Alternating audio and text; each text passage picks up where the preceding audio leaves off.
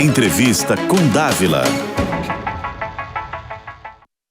Olá, bem-vindos. Toda semana temos um encontro marcado para falarmos sobre os assuntos mais importantes do momento. E sempre com um convidado especial.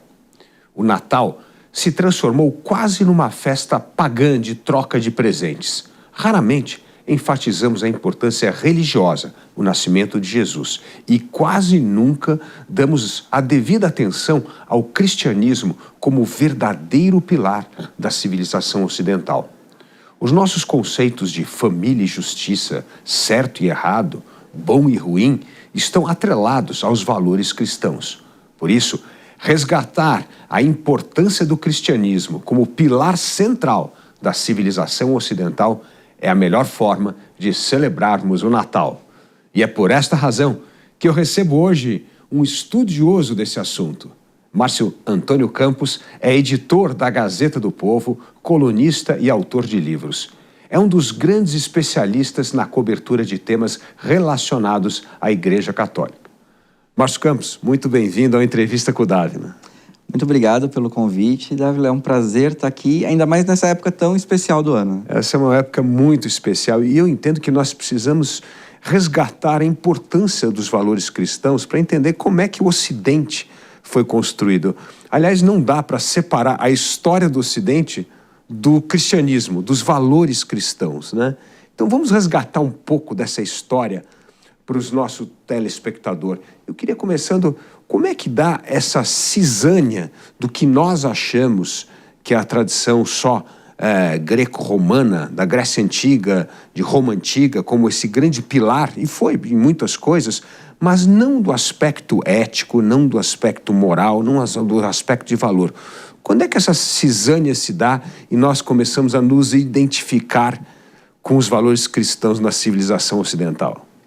Então, até o calendário, né? É verdade. É uma herança cristã. Divide o tempo, a gente vive hoje na era depois de Cristo, né? Algumas pessoas até tentam mudar essa abreviação, era comum, mas o que marcou o calendário, a civilização ocidental, é o nascimento de Cristo, né?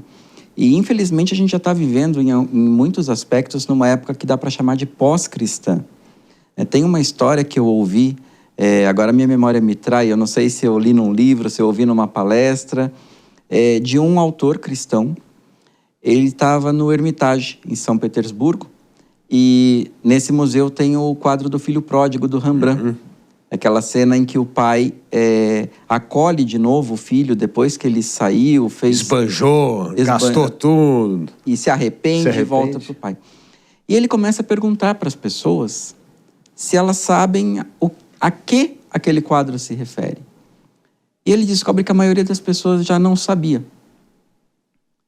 Então, ele começa a elaborar em cima disso para mostrar como é que a gente está numa era que já meio que se esqueceu de muita coisa que é básica. Mesmo se a gente for pegar 5, 6 décadas atrás que seja, ou até um tempo mais recente. Mesmo quem não é cristão, quem não leva a religião a sério, saberia da história do filho pródigo.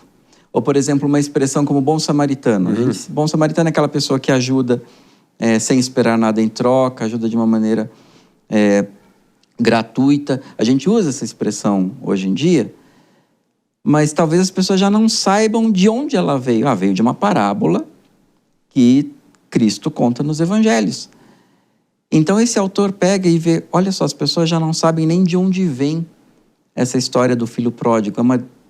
É um sinal de uma descristianização da sociedade, e parte dessa descristianização passa pelas pessoas ignorarem completamente, algumas intencionalmente, mas outras porque nunca lhes foi apresentado o legado, o quanto a nossa civilização ainda hoje, em muitos assuntos, deve ao cristianismo.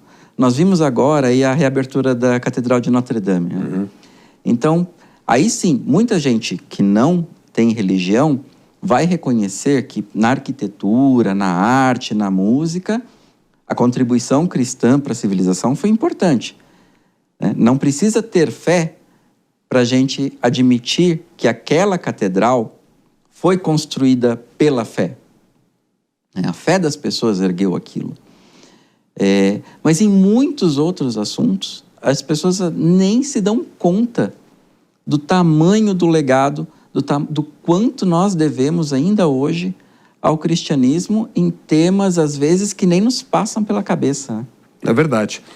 Tem parte do cristianismo que, evidentemente, foi absorvido da cultura greco-romana, né? Então, o platonismo, os estoicos mesmo, tem toda uma visão de um Deus arquiteto do universo, uma coisa do que nós podemos fazer, o que é o nosso livre-arbítrio, o que é aquilo que nós não controlamos e, portanto, aquilo vem de Deus. Existe aí uma corrente, vamos dizer, filosófica que embasou muito o cristianismo, né?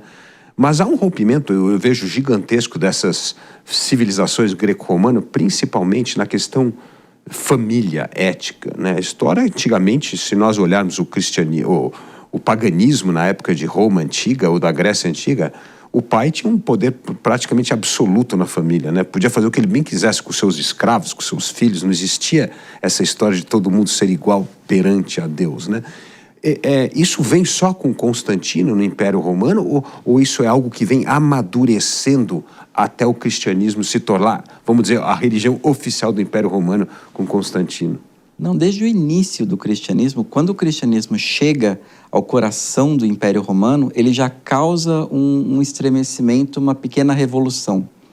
Embora ele ainda seja uma religião minoritária, vai ser perseguida, né? Não vai ter o alcance que vai ter em séculos seguintes, mas onde o cristianismo toca, ele causa um abalo.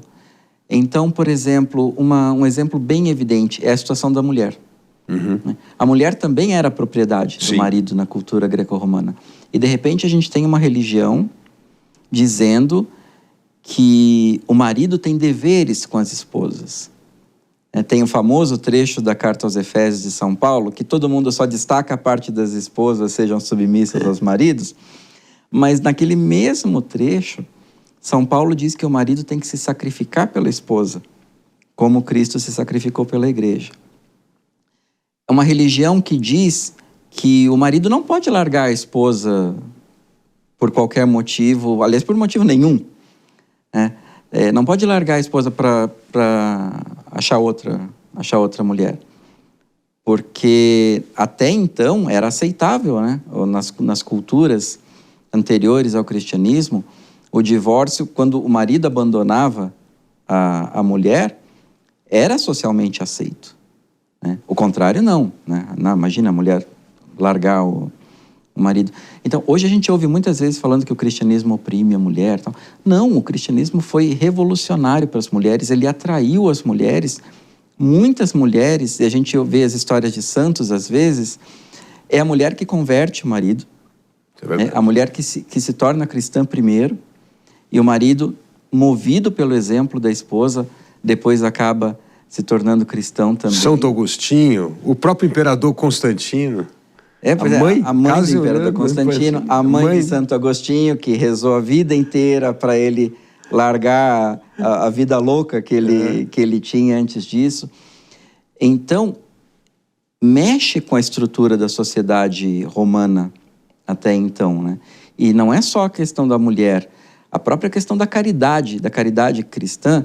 E quando você falou dos estoicos, por exemplo, os estoicos tinham uma visão de que é importante ajudar o próximo, mas é uma visão sem compaixão. Uhum. Né? É quase como se fosse um dever, tem que ajudar porque tem que ajudar. Mas não sofrendo junto com o pobre, com o órfão, com a viúva, com todos aqueles grupos mais vulneráveis que o cristianismo vem e diz, não, todos são filhos de Deus e a gente tem obrigação, porque são outros Cristos.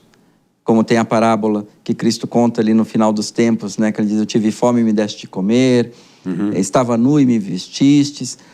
Então, o pobre, ele é Cristo. Né? As pessoas falam, quando foi que nós te vimos com fome? E aí, toda vez que você ajudou alguém, foi a mim que você fez isso. Então, o cristianismo, a caridade que o cristianismo traz para o mundo romano é um negócio tão forte que tem um caso, eu estava lendo preparando aqui para essa entrevista, do caso do imperador Juliano o Apóstata.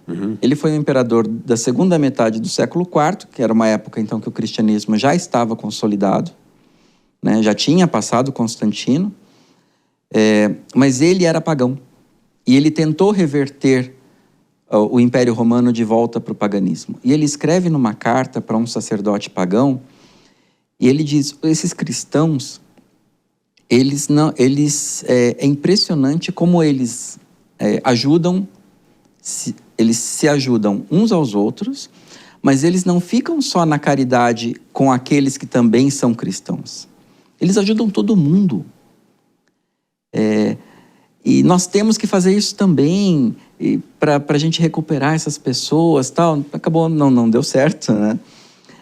Mas é curioso, então, como até os inimigos do cristianismo reconhecem esse aspecto da caridade, e não só ali no Império Romano, muitos séculos depois, Voltaire era um que falava também dessa questão da dimensão da caridade do cristianismo. Por que não funcionou com os romanos? Porque eles não tinham essa visão de que o pobre, de que a gente está ajudando outros cristos. Eu não quero dizer com isso que quem não tem fé não é capaz de fazer coisas boas, tá? Todos nós conhecemos, todo mundo tem exemplos aí entre a família e amigos de pessoas que não são cristãos ou não levam a religião a sério e fazem coisas formidáveis, né? Mas o cristianismo, quando ele traz essa dimensão, todos somos iguais, todos somos filhos de Deus, todos precisamos de ajuda e a nossa obrigação aliviar o sofrimento do próximo, sofrer junto com o próximo, que é a compaixão, isso é uma mudança radical na sociedade. Mas acho que tem uma coisa, antecede isso até, que o mundo greco-romano, muito baseado na razão, né? Que era a questão da filosofia, principalmente aristotélica, platônica e tal, e tem esse senso de dever, que você bem mencionou dos estoicos, né? Mas eu acho que o cristianismo inova com uma coisa fundamental, que é o conceito de amor e perdão, né? Que é a compaixão. Então o amor é amar todos iguais, o que era uma coisa que só existia na civilização greco-romana, amar entre pares, nunca com, entre aspas, seres inferiores, o que seria a mulher, o que seria o escravo, etc. Aqui o amor iguala, todos merecem ser tratados com dignidade, né? E a segunda coisa, o perdão, que também é um conceito muito cristão, né? Como é que esses dois grandes princípios provocam uma grande mudança cultural no Ocidente? O cristianismo, a questão do amor, então, influencia toda a caridade, e não é só, a gente não está falando da caridade ali no chão de fábrica, digamos, ali na comunidade, né? O cristianismo criou uma rede de proteção social que não existia até então. O sistema moderno de hospitais que nós temos hoje, nós devemos as santas casas, ao cristianismo, tudo, né? As santas casas.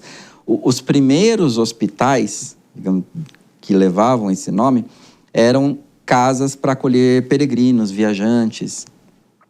Mas depois se expandiu aquilo para um lugar realmente de cuidado com a saúde, que acolhia todo mundo, independentemente de posição social, de dinheiro. Quem precisava de cuidado recebia.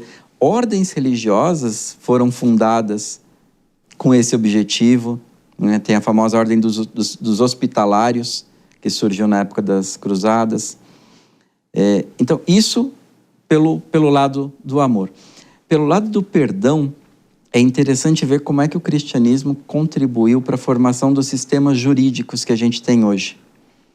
Muitos princípios jurídicos que a gente fala tanto hoje, de ampla defesa, de contraditório, de ter direito a ser ouvido num tribunal, são coisas que surgiram com o cristianismo, lugares que o cristianismo foi alcançando, e não só ali no comecinho, nos primeiros séculos, mas às vezes muitos séculos depois, regiões em que, por exemplo, para se solucionar controvérsias, se apelava a práticas, aqueles ordalhos que tinham, a pessoa era submetida a uma prova ali de andar sobre brasas ou coisas do tipo.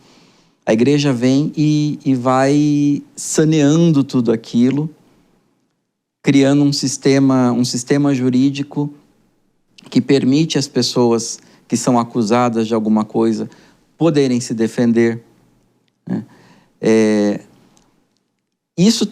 O direito moderno, assim, a gente estuda, claro, a gente não quer dizer com isso que o cristianismo inventou tudo do zero, né? A gente tem a herança do direito romano, a gente tem ali com Justiniano no Império Romano do Oriente também, códigos jurídicos que ele desenvolveu, mas o que ganhou a Europa naquele começo foi o direito derivado dos primórdios do direito canônico, do direito eclesiástico da igreja. Aquilo foi sendo transposto para ordenamentos legais, garantindo às pessoas a possibilidade, então, de poder se defender de uma acusação injusta, né? Não ter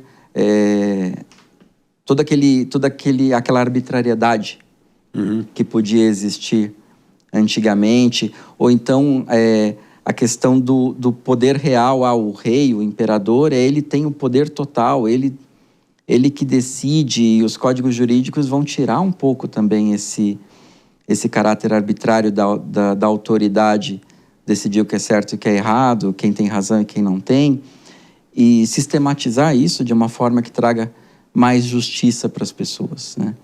E nas relações pessoais, aí sim o perdão, né? E isso é uma coisa que o próprio Cristo diz no Evangelho, repetidas vezes. Ele deu o exemplo maior disso, né, quando estava na cruz. Nas relações pessoais, a gente não se guiar pela vingança, né? Tentar sempre se colocar no lugar do outro, para a gente poder entender melhor as pessoas. Hoje, isso é uma coisa que está acontecendo muito, a gente está vendo, por causa dessa polarização política, a gente acaba pressupondo que aquele que pensa diferente de nós, ou ele é mal intencionado, ou ele é um ignorante completo, né? Nós paramos de se colocar no lugar do outro, para saber, puxa vida, por que essa pessoa pensa o que ela pensa? Será que não tem elementos aqui? Por que ela faz o que ela faz? Então, recuperar essa dimensão do perdão também que o cristianismo trouxe para a sociedade, acho que é uma lição fundamental para o momento que nós estamos vivendo agora. Assim. Com certeza. Vamos tratar de uma coisa importante da data do Natal, né? O nascimento de Cristo, que tem a ver com o Filho de Deus se tornar essa dimensão humana. Sempre a divindade tinha uma coisa de uma pessoa com um valor sobre-humano, né? Era o grande herói, que era um líder em guerras, em batalhas, tal. Esse era considerado um semideus, né? O filho do Deus com um mortal. E o cristianismo inverte essa lógica. Começa com a condição mais frágil e simples, né? Jesus nascendo numa manjedoura, começando e não como um rei, um príncipe, né? Como é que isso impactou na criação da noção humanista no Ocidente? Então, é um Deus que se faz carne. Primeira coisa, o Deus que se faz carne é para a gente lembrar que nós somos corpo e alma, não é para nós desprezarmos o corpo, né? Tinha muitas correntes ali no começo do cristianismo que tinham essa tendência, às vezes, a fazer pouco caso do nosso aspecto corporal, né? Ficar só no espiritual. E esse Deus que se faz carne, ele ainda se faz criança, né? O frágil. Então, ele vem mesmo para nos ensinar que os mais frágeis da sociedade são o Cristo também, né? Ele não vem... ele virá em glória, mas nessa primeira vinda dele à Terra, que é o que nós celebramos no Natal, né? É um Deus frágil, perseguido, porque logo depois... vai ter a perseguição do rei Herodes, né? Ele nasce fora de casa, né?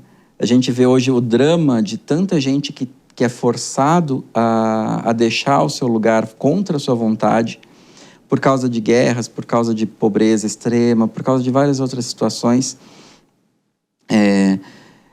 A gente pode aplicar isso também à situação do próprio Cristo, né? Que a família teve que sair de onde estava, não por causa de uma situação extrema dessas, mas por causa de uma ordem, de um recenseamento que ia haver, mas enfim, ele nasce, e ele nasce num lugar porque o Evangelho diz, e isso é uma passagem que às vezes a gente não presta tanta atenção, antes de chegarem no estábulo, Maria e José vão procurando as hospedarias de Belém. E o Evangelho diz, não havia lugar para eles. Como às vezes não há lugar para muita gente que aí sim é obrigada no desespero a sair de sua casa, a sair de seu país, a ir para um lugar completamente diferente, desconhecido, em busca para sobreviver. Então esse Deus fraco, ele se faz fraco para estar conosco de uma forma mais pessoal, assim.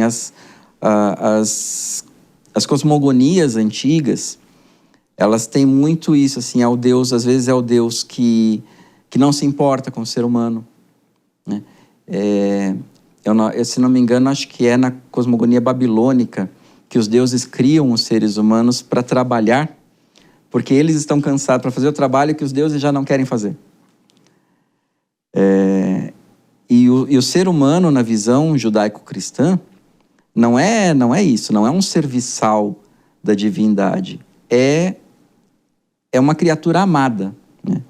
Porque Deus se faz carne porque Ele nos ama. É o motivo principal que a gente celebra o Natal. O Natal é a festa do amor de Deus pela humanidade a ponto de fazer o seu Filho nascer exatamente como um de nós. Passar por tudo que nós passamos, sofrer o que nós sofremos. É um Deus que não tem paralelo em nenhuma outra civilização que a gente conhece. E como é que Deus... a gente sempre fala da questão dos evangelhos, né? Os evangelhos sendo, no fundo, uma obra ditada por Deus, né? Por causa das suas coincidências, etc. Essa riqueza dos textos evangélicos, e principalmente das cartas de Paulo, como é que elas embasaram essa nossa formação cultural após, não só religiosa, mas cultural? E a segunda pergunta que eu queria emendar nessa qual foi o grande papel que os mosteiros tiveram em preservar a cultura ocidental, principalmente desde a queda do Império Romano até atravessar toda a Idade Média, quando há uma redescoberta, principalmente dos escribas, os escritos de Aristóteles, que na verdade vai dar início à Renascença? Eu vou começar pelos mosteiros, porque essa história é uma história sensacional e que é muito frequentemente ignorada. O mosteiro, ele salvou a civilização ocidental em vários aspectos diferentes. Então, os mosteiros, por exemplo, eles eram, a partir ali do momento em que as comunidades de monges começaram a surgir e se espalhar pela Europa, eles eram meio que o centro da vida, não vou dizer urbana, porque seria um exagero, mas o centro da vida comunitária em muitos lugares, né? Então, os mosteiros, não era simplesmente um lugar onde as pessoas estavam lá, os monges se recolhiam ali para viver uma vida de oração, de estudo. Os mosteiros, eles transformaram a paisagem da Europa. Acontecia, por exemplo, os lugares onde os monges queriam procurar um lugar para se instalar e às vezes encontravam alguém ali disposto a doar um terreno, por exemplo. Primeiro, os monges procuravam os lugares mais afastados para poder levar uma vida de contemplação ali. E quando o doador entregava um terreno para o mosteiro, na verdade ele não entregava os melhores terrenos que ele tinha, entregava terrenos um pouquinho mais acidentados ou em piores condições. Os monges criaram, por exemplo, sistemas de drenagem de pântanos que depois permitiram que a Europa vivesse uma revolução agrícola. Em muito menor escala do que nós temos hoje, por exemplo, aqui no Brasil. Mas, enfim, transformaram a paisagem europeia, assim, de lugares pantanosos, lugares inóspitos para a produção. Os monges pegaram e transformaram aquilo em lugares agriculturáveis. E isso permitiu que a Europa pudesse crescer naquele começo da Idade Média. Os monges também, eles estiveram entre os pioneiros a usar, por exemplo, energia hidráulica, também ligado à produção agrícola, à pecuária. Foram preservando, e aí preservando a cultura, porque a gente tem que admitir, a gente fala de Idade das Trevas, as pessoas falam a Idade Média como Idade das Trevas, como se fosse um período. Desde a queda de Roma, ali no século V, até a Renascença, como se fosse uma terra arrasada em termos de intelectualidade, de cultura. E não foi bem assim. A gente teve sim um período, que é aquele período das invasões bárbaras, em que tem uma destruição muito grande. Os mosteiros acabam preservando o que deu para preservar, mas muita coisa foi perdida, foi destruída. Então a gente pode falar aquele comecinho da Idade Média, sim, um período de retrocesso em termos de cultura, de conhecimento. Mas depois que baixa a poeira das invasões, né, a Europa começa a se reorganizar politicamente e os mosteiros começam a florescer por toda a Europa, a mudança que acontece ali, em termos de preservação da cultura, e depois com o contato, a partir das guerras de reconquista, o contato com a cultura árabe, por exemplo, que vai permitir recuperar textos de filósofos gregos que estavam perdidos no Ocidente, mas os árabes tinham preservado. Então, a igreja, os cristãos, nesse contato com os árabes, passam a ter acesso a esses textos também e a traduzi-los para o latim, né? Os mosteiros, eles preservaram muita cultura latina, né? Os poetas romanos. Sim. Mas a filosofia grega, em boa parte, foi salva pelos árabes. E depois legaram isso para os cristãos. E aí também eu já vou fazer uma segunda ressalva, que quando a gente fala da importância do cristianismo para a Europa, para o Ocidente, não é num sentido de exclusividade, que foi só o cristianismo que permitiu. Tem a própria herança grega e romana. Né? Nós temos, por exemplo, o mundo árabe, nos entregou muita coisa, preservou a filosofia grega, nos entregou muitos avanços tecnológicos. Ciência, né? Muita coisa na ciência. Muita coisa no campo da ciência, que é um outro assunto espetacular, que também tem uma contribuição cristã decisiva, apesar de muito que a gente ouve hoje sobre ciência e religião serem antagônicas. As civilizações do Oriente, em termos de invenções, também na ciência, astrônomo, a questão da astronomia, registros que a gente tem até hoje, por exemplo, que os astrônomos usam de supernovas, de alterações no céu. A gente deve isso aos chineses, deve isso aos árabes, deve aos cristãos também, né? Porque os primeiros observatórios do Ocidente eram as torres das igrejas. Então é um conjunto de contribuições que a gente tem, do qual o cristianismo realmente eu considero que é a mais importante, mas que a gente não pode menosprezar outras. Então, um mosteiro, ele é meio que uma síntese de toda essa contribuição que a gente recebe em termos de cultura, em termos de tecnologia, em termos de agricultura, de trabalho da terra, né? O próprio cuidado com o meio ambiente, que hoje a gente está falando tanto, e o Papa Francisco tanto insiste em retomar, é uma coisa que na Europa cristã se levava muito a sério nessa questão do cultivo agrícola, de saber respeitar os ritmos da terra. Então, o mosteiro, sem o mosteiro, acho que a gente não teria a civilização ocidental como a gente conhece hoje. Agora, Márcio, em 1500 começa a se organizar, a Europa principalmente, a ideia de nação-estado. Os estados começam a se organizar. E os estados começam a se organizar porque ali tem frutos de avanços tecnológicos, a própria organização do Estado em instituições, Estado de direito, né? E tudo isso faz com que a Europa não só expanda esse conhecimento em ganhos comerciais, como também A colonização, os impérios criados pelos portugueses, depois holandeses e ingleses, levam os valores ocidentais, né, para o resto do mundo. Eles são, na verdade, os vetores de espalhar essa cultura pelo Ocidente, né? Como essa noção cristã de tolerância, de civilidade, de respeito e até de competição formou não só essa casca do que o Ocidente é, mas também permitiu que isso fosse levado aos quatro cantos do mundo. Então, a colonização da América, ela é um momento interessante porque ela serve para nós vermos que, apesar dessa grande contribuição do cristianismo para o Ocidente, nem sempre os cristãos se comportaram da maneira como deveriam. Mas mesmo nesse momento, a gente sente uma influência forte do cristianismo quando começa, por exemplo, a colonização da América Espanhola.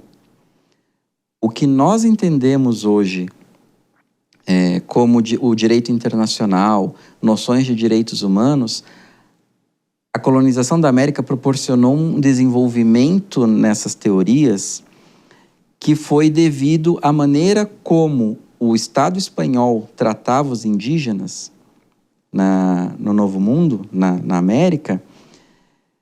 Aquilo despertou a indignação de missionários franciscanos, dominicanos, que vinham junto, porque o empreendimento de espanhol, português, o empreendimento ultramarino, ele não era simplesmente uma questão de trazer riquezas para a metrópole. Os monarcas, eles tinham também essa dimensão espiritual. Vamos levar o evangelho a esses povos. Então, por isso, sempre iam missionários junto com as expedições, as primeiras expedições que chegaram ao Novo Mundo e depois todas as outras que vieram. Quando esses missionários percebem a maneira como os indígenas estão sendo maltratados pelas autoridades espanholas instaladas na América, isso leva ao desenvolvimento de uma série de ideias e embates que chegam até a corte espanhola, em que se vai argumentar, por exemplo, o que é o índio, né? A gente ouve às vezes umas histórias dizendo porque a igreja dizia que os escravos não tinham alma. Tudo isso é mentira, tanto que uma das primeiras coisas que a igreja fazia era batizar as pessoas, os indígenas, os nativos que pediam, os escravos negros, enfim. Nunca existiu essa história da igreja dizer que um escravo, seja um escravo indígena, seja um escravo africano, ele não tinha alma. Mas um debate sobre qual é o status dessas pessoas. Então, eles são iguais a nós. Qual é o status dos governos que os espanhóis encontram nesses lugares? Devemos respeitar? Não devemos? A gente tem o direito de conquistar um reino que a gente acabou de travar contato. Os debates que acontecem nessa época são o embrião do que hoje é o direito internacional. Tudo que rege hoje as relações entre nações começou naqueles debates com Francisco de Vitória, Bartolomé de Las Casas, que foi um grande defensor dos direitos dos indígenas. E junto com esse surgimento do direito internacional naquela época, a gente vê também o embrião do que hoje nós conhecemos como os direitos humanos. A gente se acostumou hoje, infelizmente, tem alguns assuntos que a gente se acostumou a pensar, especialmente num cristianismo mais conservador, isso aí é coisa da esquerda, é coisa de socialista. Então, por exemplo, direitos humanos, meio ambiente, alguns desses temas, as pessoas acabam meio que desprezando. Mas, na verdade, não. A gente deve muito às concepções de direitos humanos que a gente tem hoje, no sentido de que todos são iguais, todos devem ser iguais perante a lei, todos têm direito ao mesmo tratamento. A gente deve isso muito ao cristianismo. Na Inglaterra, um dos principais batalhadores pelas políticas inglesas que depois resultariam em abolição de escravatura na América foi um bispo anglicano, o bispo Wilberforce. O movimento dos direitos civis dos Estados Unidos, Qual é o primeiro nome que vem à nossa cabeça quando a gente pensa em direitos civis? Martin Luther King, que era pastor. E o discurso do Martin Luther King é um discurso, ao mesmo tempo, profundamente religioso, né? Porque Deus nos fez todos iguais. E isso não justifica, então, nenhuma discriminação, como a que acontecia na época dele nos Estados Unidos. Mas, ao mesmo tempo, era um discurso que ressoava na mente de quem não era cristão. A noção de igualdade entre todas as pessoas, que é uma noção que o cristianismo traz, mas ela já tinha sido, ela já impregnava a sociedade. De uma forma que o Martin Luther King podia dizer as coisas que ele dizia num sermão, num discurso, com uma vertente religiosa, mas aquilo ser entendido e endossado mesmo por quem não tinha fé, não tinha religião. Agora, Márcio, uma coisa interessante. Um dos falsos mitos é que a igreja sempre foi contra a ciência, que a igreja sempre foi anti-ciência. E, na verdade, essas grandes descobertas de ciência de Galileu, Isaac Newton, tudo isso tinha a ver com justamente essa liberdade de pensamento que existia nas universidades e no mundo cristão. Então, explica um pouco para a gente como que esse mito surgiu da igreja ser anti-ciência e aí colocar os fatos como eles são, que a igreja teve um papel fundamental no progresso da ciência. O mito do conflito entre ciência e fé, ele é um mito basicamente iluminista. O iluminismo, então, é Ou seja, só antes do século XVIII não existia esse... Antes do século XVIII, tem um historiador chamado Peter Harrison, que escreveu um livro sensacional chamado Os Territórios da Ciência e da Religião. E ali ele argumenta que antes da Revolução Científica, os próprios conceitos de ciência e religião não eram aqueles que a gente conhece hoje.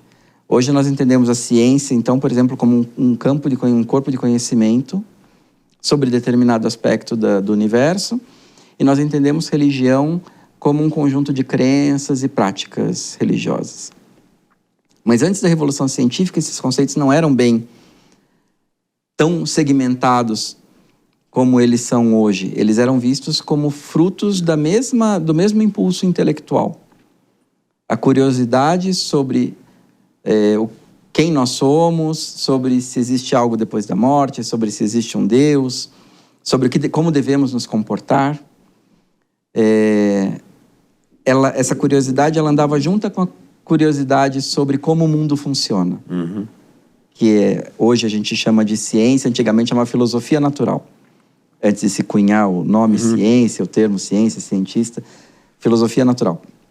E filosofia natural se estudava nas universidades. E as universidades são um dos grandes legados do cristianismo para a sociedade. As universidades elas surgiram nos ambientes das escolas das catedrais. Então, não existe ao certo ali uma data exata que a gente pode considerar como o surgimento da universidade, mas aí começam a aparecer alguns centros, então Oxford, Paris, Bolonha, acho que são as principais. Depois Cambridge surge de um grupo de alunos que era de Oxford e saiu de lá e encontrou um novo lugar para fundar uma nova universidade. As universidades são um legado do cristianismo, e o interessante é que nas universidades o ambiente intelectual era muito livre. Porque a gente pode tender a pensar, mas nas universidades só podia estudar aquilo que a igreja dizia que podia. Essas universidades são da igreja e tal. E não, o debate nas universidades era muito livre. Então havia sessões de disputas em que alunos defendiam posições diferentes sobre um determinado assunto. A curiosidade, a efervescência intelectual da universidade medieval é uma coisa impressionante e que a gente às vezes se esquece. A universidade, nós devemos a universidade ao cristianismo. E disso vai surgir o embrião do que seria depois a Revolução Científica. Porque o cristianismo ele tem uma coisa que é única também, que é a ideia de que Deus criou um mundo que segue leis, uma natureza com leis, e que nós temos, Deus nos deu o intelecto para descobrir quais são essas leis. É o contrário, por exemplo, de certas concepções de Deus, de um Deus voluntarista que pode fazer tudo o que ele quiser. Não é que o Deus cristão não possa fazer tudo o que ele quiser, mas ele voluntariamente criou um mundo regrado com leis. Então, se não me engano, é o livro da sabedoria que diz que Deus criou tudo com peso e medida. Um indicativo de que a natureza tem regras. E cabe a nós descobrir quais são essas regras. Os primeiros cientistas que a gente pode chamar com esse nome, então Copérnico, Galileu, Kepler, eles tinham essa gana de entender como o mundo funcionava, e eles deixam isso nos seus escritos. Eles estão trabalhando para a glória de Deus, porque eles querem entender como Deus criou o mundo.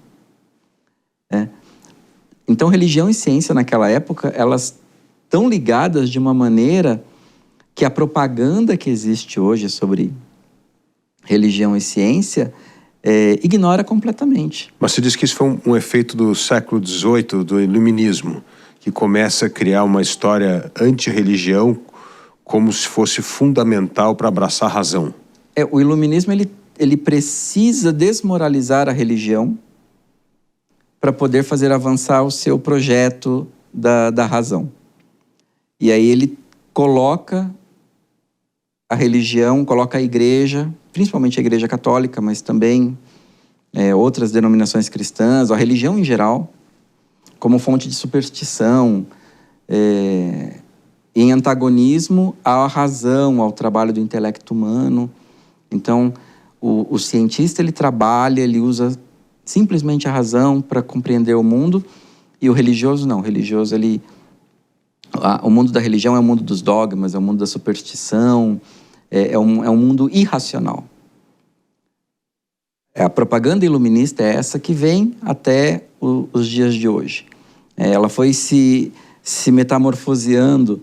Então, em certas épocas foi o positivismo, hoje é o que nós chamamos de ateísmo militante, que é o ateísmo do Richard Dawkins, do falecido Christopher Hitchens, do Daniel Dennett, essas pessoas que escrevem livros para divulgar essa ideia de que religião e ciência são antagônicas. Mas, na verdade, a história mostra para a gente que não é nada disso. O empreendimento científico nasceu de uma concepção que é profundamente cristã, de que Deus fez o mundo com regras e que nós devemos encontrar essas regras. O cristianismo, então, que permitiu que a ciência florescesse. E a gente tem um monte de personalidades da Idade Média que passam praticamente desconhecidas hoje, mas que foram fundamentais para o desenvolvimento da ciência. Então, o método científico, por exemplo, um dos pioneiros do método científico foi o franciscano Roger Bacon. Nós tivemos, por exemplo, um bispo na Inglaterra, Roberto Grosseteste, que ele escreveu o Tratado sobre a Luz. Nós tínhamos um professor da Universidade de Paris, chamado João de Sacrobosco, que escreveu um tratado sobre a esfericidade da Terra, que é uma história que anda na moda hoje. As pessoas dizerem que na Idade Média os cristãos acreditavam que a Terra era plana. Na verdade, isso aí nunca foi real, né? Na própria Suma Teológica, São Tomás de Aquino escreve, olha, é evidente que a Terra é esférica, né? Tanto que o tratado da esfera do João de Sacrobosco, ele nem perde muito tempo tratando dessa questão da esfericidade da Terra, porque já era um negócio dado como certo. Então, Jean Buridan,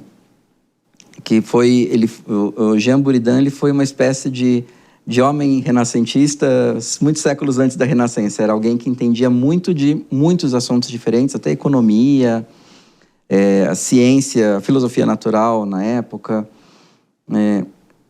Escreveu tratados sobre vários assuntos.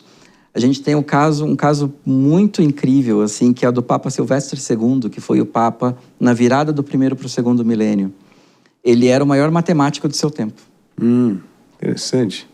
Então, são histórias, são personalidades que a gente desconhece E é gente que, naquela época não existia debate sobre religião e ciência, mas são pessoas que elas mesmas incorporam a harmonia entre esses dois campos.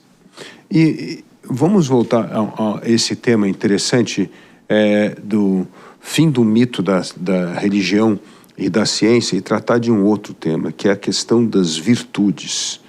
Né? Nós estamos falando das virtudes, as virtudes cristãs que balizaram, no fundo, a formação da nossa noção hoje de família, a nossa noção de comunidade, de prestar serviços à comunidade, né?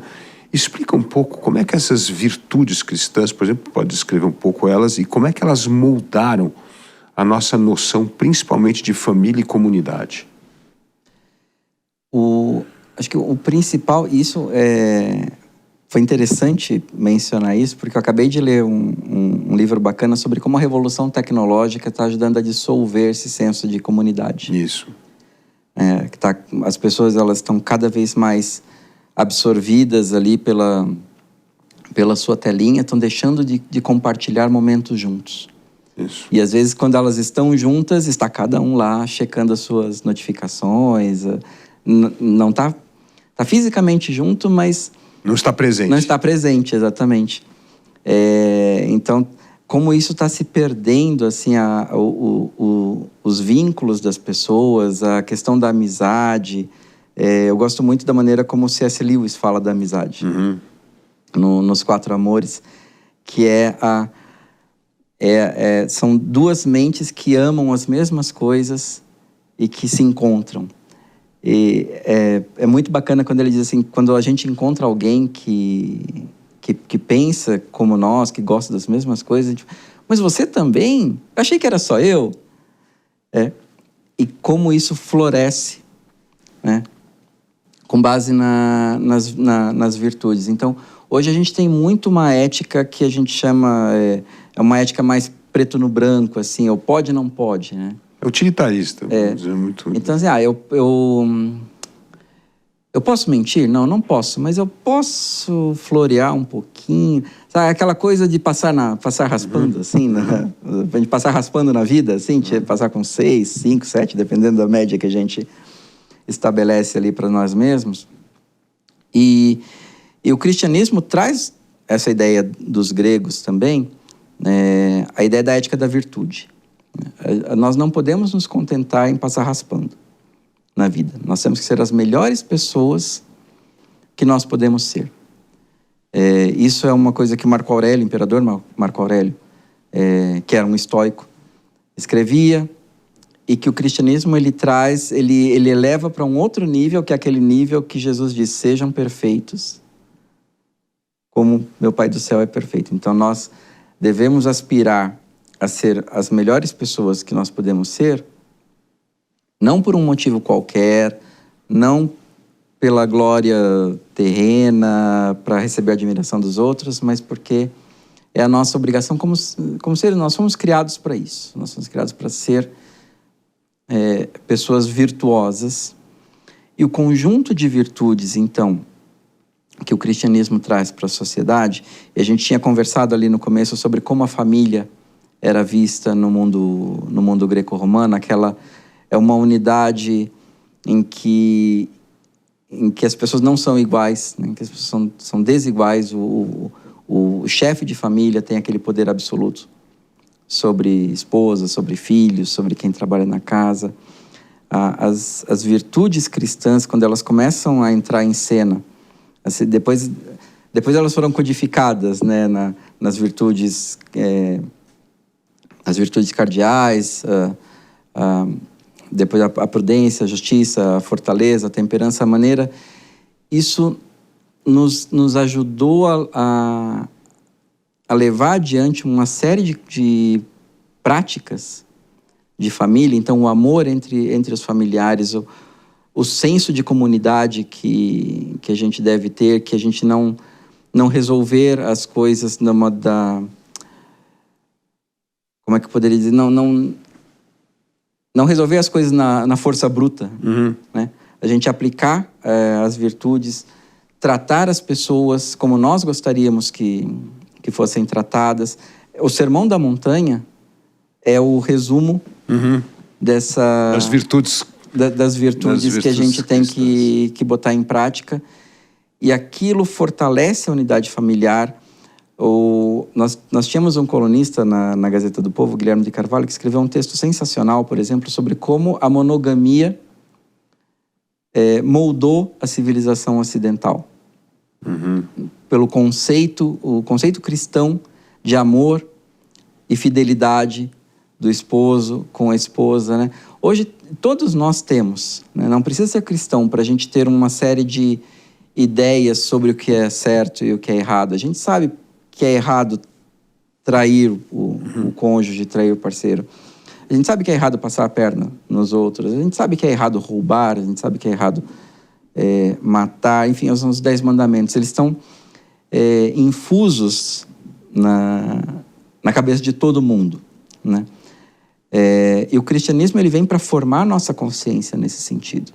Esse desvirtuamento dos valores cristãos, ou não compreendermos mais as origens desses valores, traz muito essa maneira utilitária de enxergar as coisas, e isso faz com que nós acabemos escolhendo o tal do mal menor, né? E o mal menor, como a Hannah Arendt diz tão belamente, esquecemos rapidamente que escolhemos o mal, né? Então tem muito a ver com essa degeneração de valores, essa degradação de determinadas crenças. Isso cria uma ética relativa, e isso acaba desfazendo essa tolerância, esse respeito, essa civilidade que manteve o Ocidente vivendo a sua fase talvez mais próspera desses últimos 500 anos, né?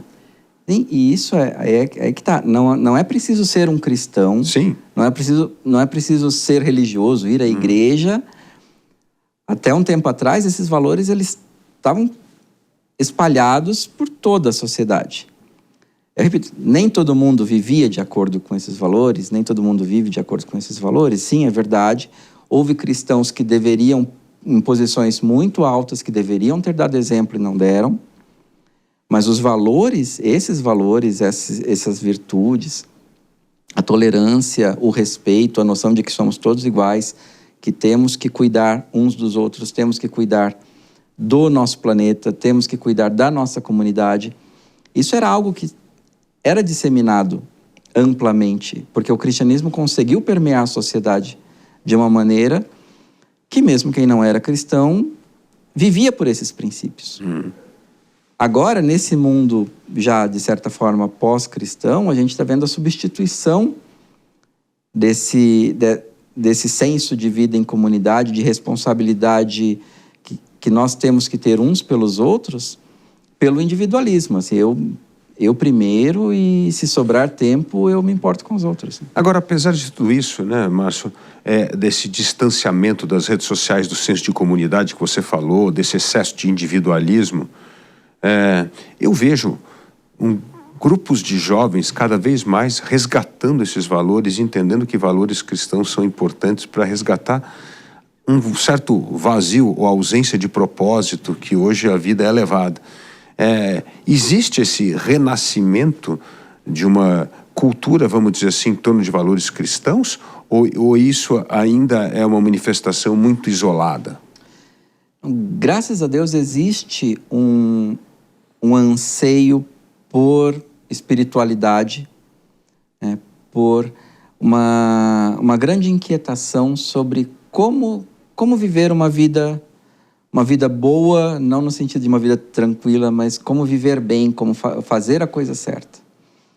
Nós tivemos essas últimas décadas de grandes mudanças sociais, de questionamento desses princípios cristãos, e agora a gente parece que começa a ver o pêndulo, não digo já ir para o outro lado, mas pelo menos voltar para um centro, né? Então, e os jovens, por natureza, eles são assim. O jovem é inquieto, o jovem é questionador, o jovem é ambicioso. E ele começa a perceber que aquela revolução social da época dos pais deles não trouxe as respostas que prometeu entregar, prometeu uma série de coisas, prometeu liberação da mulher, prometeu, no caso da revolução sexual, né? A gente tem o trabalho fenomenal da Mary Eberstadt, que é autora de livros que estão traduzidos para o português, e ela mostra assim, como a revolução sexual prometeu e não entregou. Ela entregou mais infelicidade do que felicidade. Os jovens estão percebendo isso. E estão começando a se perguntar, tá, mas então e agora? Se o que me disseram que traria a felicidade, que me faria feliz, não trouxe, onde é que está isso? Né? Onde é que eu vou encontrar? E muitos jovens estão, de fato, encontrando isso de volta na espiritualidade. Né? Quando a gente vê, por exemplo, lá em 2013, na praia de Copacabana, né? Acho que eram 3 milhões de pessoas para ver o Papa Francisco. Aquilo não tem como a gente não ficar esperançoso de ver uma coisa dessas acontecendo, e como é com um líder religioso como o Papa Francisco, em muitas outras situações, né? Jovens voltando a frequentar a igreja. Claro que ainda tem muito...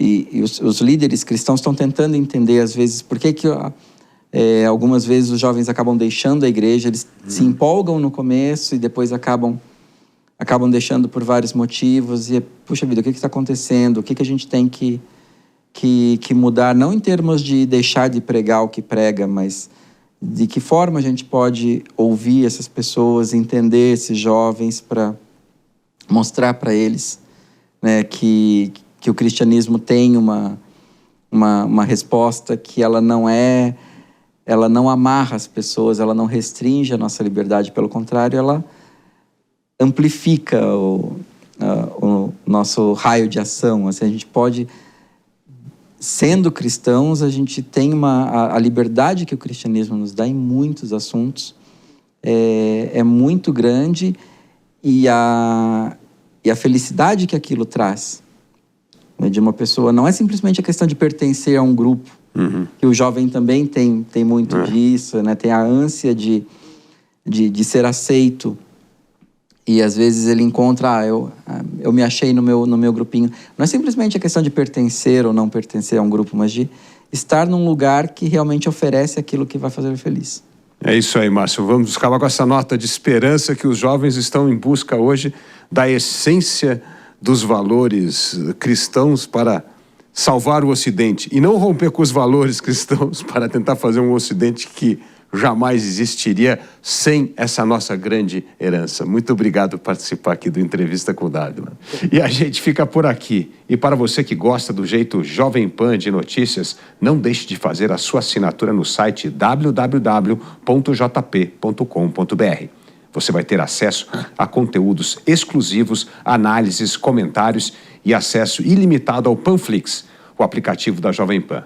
Obrigado pela sua companhia e até o próximo Entrevista com Dávila. Entrevista com Dávila.